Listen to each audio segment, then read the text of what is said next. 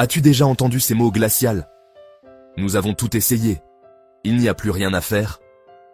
Si tu as déjà entendu cette phrase, si tu connais cette peur, reste bien avec moi. Peut-être que tu connais cette salle blanche, ces machines qui bipent, ces traitements qui échouent, et ce verdict qui tombe comme un couperet. Que tu sois une maman qui se bat, un papa épuisé, face à une maladie, une grossesse jugée impossible, ou quelqu'un sur un lit d'hôpital en se sentant oublié, tu te dis peut-être, et si c'était la fin? Où est Dieu? Pourquoi son silence? J'ai connu une sœur à qui les médecins ont dit, préparez-vous au pire. Ses proches pleurèrent déjà, mais elle a décidé de remettre sa vie entre les mains du grand médecin. Quand la médecine s'arrête, Dieu commence. Et je ne parle pas de théorie. J'ai vu des diagnostics impossibles se transformer en miracles vivants. La Bible est claire. Quand les hommes n'ont plus de solution, Dieu reste souverain.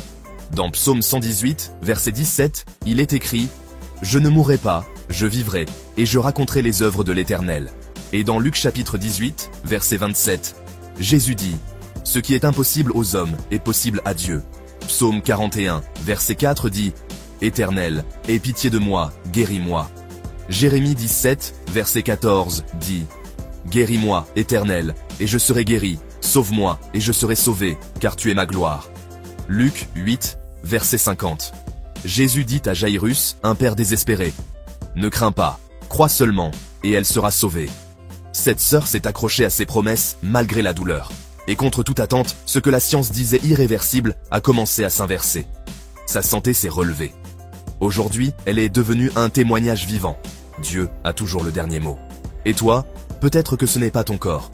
Peut-être que c'est ton couple déclaré fini, tes finances jugées perdues, ou ton cœur qu'on dit trop brisé pour guérir.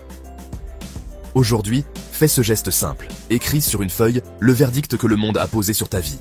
Incurable, impossible, fini. Puis, juste en dessous, écris en grand. Mais Dieu peut.